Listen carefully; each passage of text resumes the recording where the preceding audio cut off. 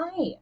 All right, so welcome to Chapter 2 for Nursing Informatics, Introduction to Information, Information Science, and Information Systems. So let's talk really quick about our objectives. We're going to reflect on the progression from data to information to knowledge, kind of how we get data, make it information, and then use it as knowledge, which are like Denise, those are all the same words, but they're very nuanced. Describe the term information. Assess how information is acquired. Explore the characteristics of quality information. So what makes this information reliable? Describe an information system. Explore data acquisition or input. Describe processing or retrieval, analysis, and synthesis of data. Assess output or reports, documents, summaries, alerts, and outcomes. So how we look at the end game. Describe information dissemination and feedback. Define information science, and assess how information is processed, and explore how knowledge is generated in information science. So what's data? Data is raw facts, right? Data is systolic blood pressure, diastolic blood pressure, pulse ox. It has to be processed into meaning, okay? So, you give someone data, you can't do anything until it gets processed. And there's tons of types of data, right? There's alphabetic, numeric, audio, image, video data. So when we think about alphabetic data, we refer to letters. Numeric data refer to numbers. Alphanumeric is letters and numbers.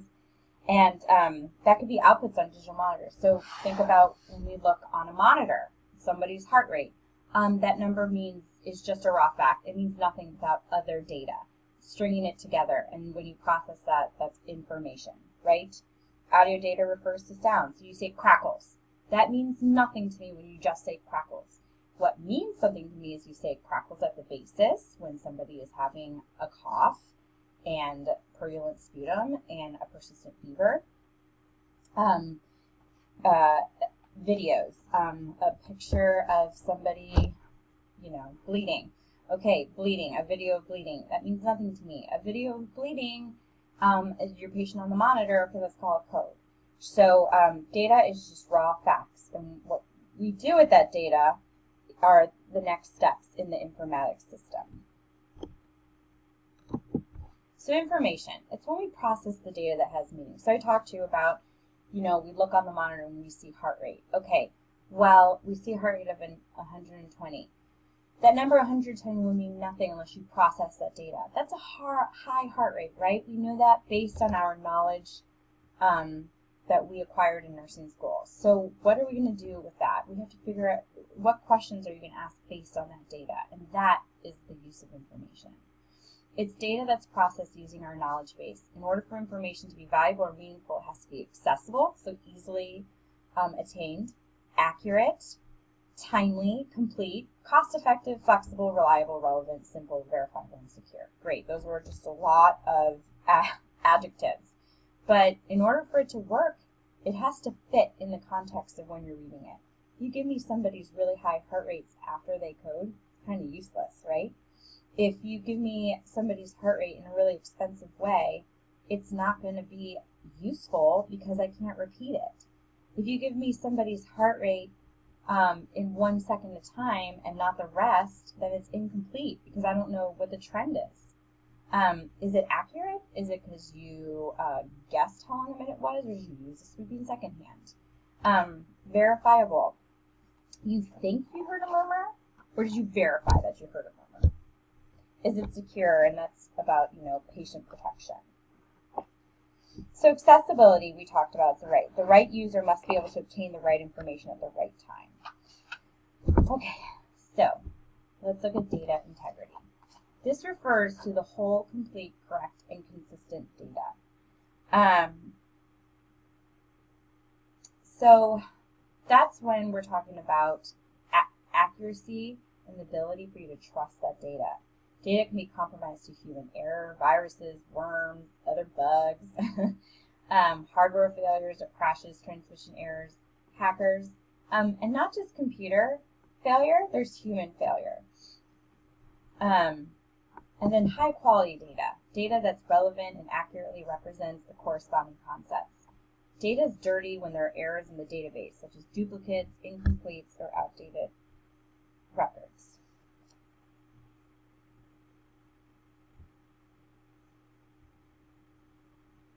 All right, so something that's really important to understand is information technology helps to decrease errors by putting in safeguards, like backing up files on a routine basis, detecting for errors, using interfaces that help people enter the data correctly. High quality data is relevant and needs to respond to corresponding concepts. When records are tracked down and analyzed, dirty data needs to be removed. In only one case, and in this situation, the data for the same person has to be rechecked to make sure that nothing is entered erroneously multiple times.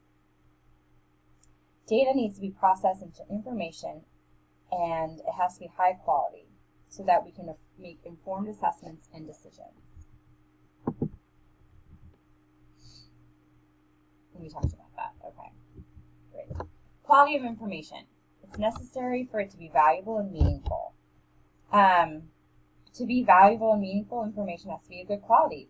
The value relates directly to how the information informs our decision making, right? Characteristics of valuable information is quality,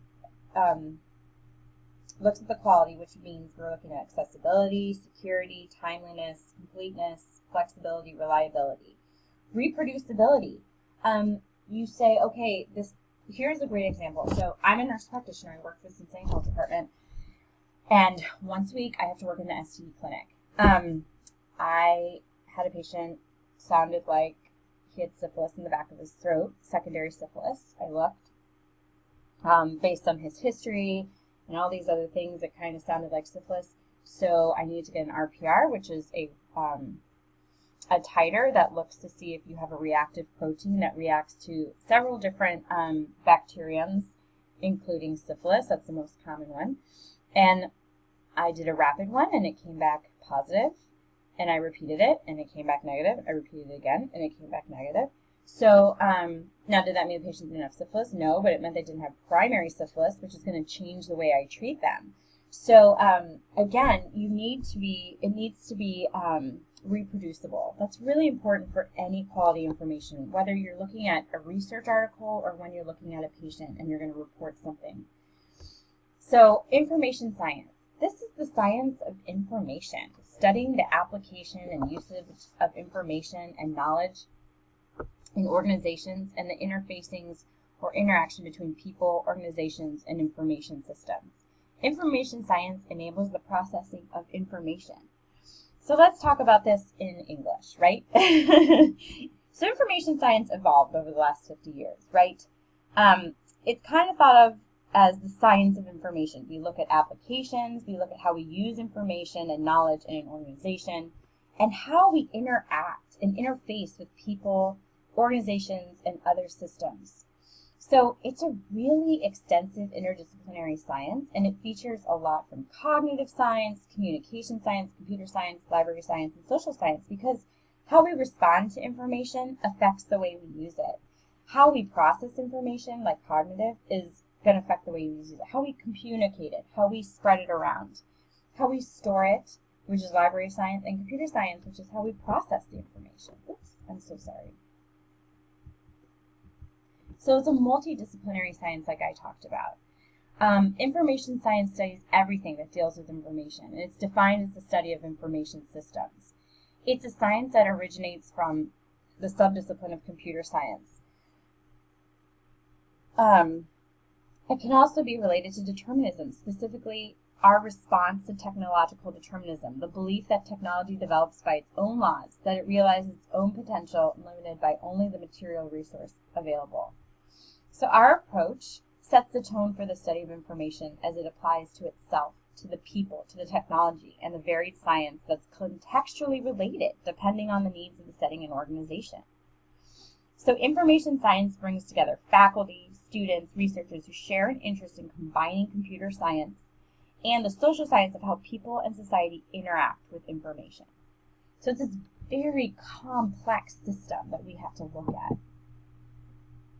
So information processing. This is the conversation of latent information into manifest information. What does that mean? Great. We have knowledge, and how we use it.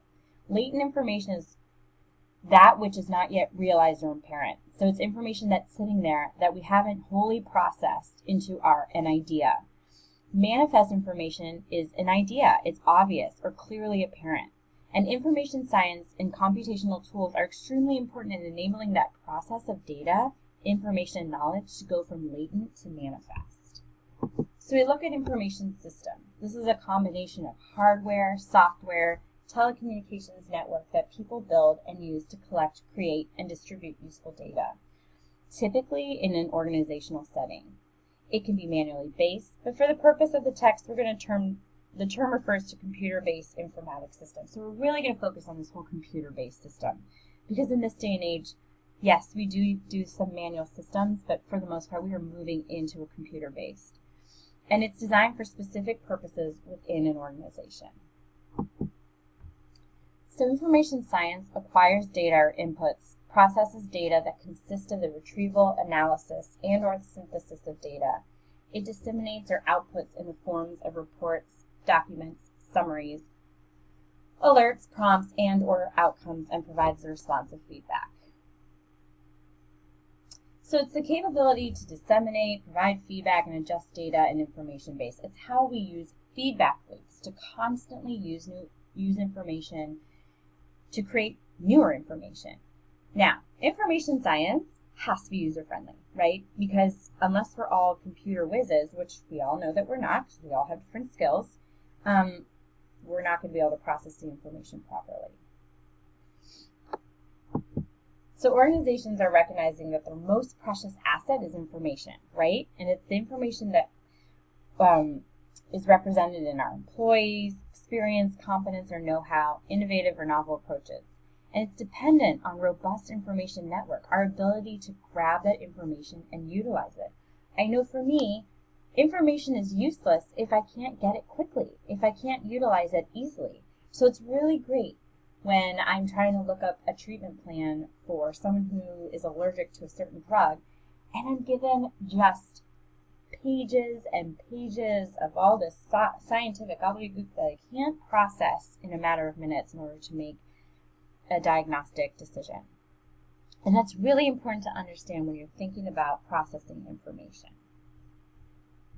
This video is a once-in-a-lifetime opportunity to be